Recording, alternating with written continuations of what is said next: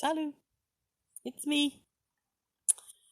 Um, I did a video yesterday that you may have been looking for or not. It was about UK stickers on the backs of your cars when you come over to Europe now, instead of your GB sticker. I deleted that, not deliberately. It just looked like it was duplicated, so I deleted the duplicate and deleted the other one. I thought, oh, can't be bothered. So I haven't made another one. I might refer to it a little bit in um, this vlog, which is about Brexit and your booze cruise. I can remember way back in the 70s, I lived near Dover, and I can remember my parents could get on a ferry spontaneously and head off for Calais or Boulogne and go and buy their duty-free wine and spirits and cigarettes. This was after the 1973 referendum to join the EU. Now, Mum voted not to join the EU, and I know that had she been alive during the more recent referendum, she would have voted leave. Ironically, Mum would also be first at the beginning of the queue to buy her massive bootload of wine and her masses of cigarettes. And I think she is typical of those that don't actually really understand what they're voting for and enjoy the benefits of some of the things that they're also campaigning against. It was so typical of my mother, but that's another story. So before Brexit, you could do your booze cruise, and there were lots of them. I can remember buses being hired, and as I say, even when we didn't live near Dover, we lived further away. But Mum and Dad would, frequently get in their car with their friends, Sheila and Dennis, and off they'd go across the channel for the day and come back with their stash. And that could have included 110 litres of beer, 90 litres of wine, 10 litres of spirits. And those quantities, if you went over those quantities, you might risk being questioned, because you needed to prove that what you were buying was for your own use. You could have up to, I've got cigarettes written down here, 800 cigarettes, and prove they were for your own use as well.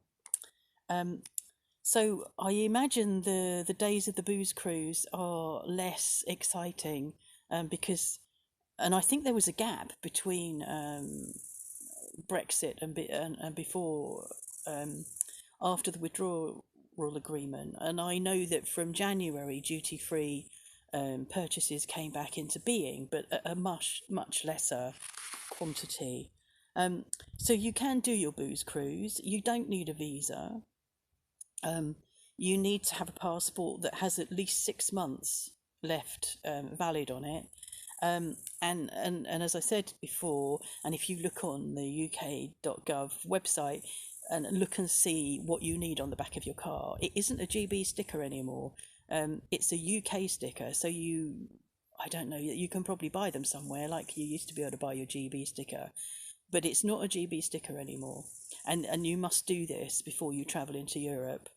So you need to have a sticker on your car. You don't need a visa, but you need a passport. If you're staying less than 90 days, and if it's a day trip, then obviously you are.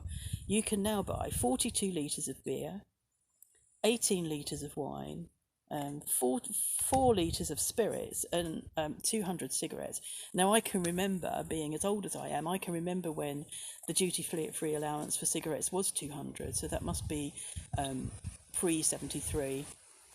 And everybody was quite happy with that, I think, and I can also remember in the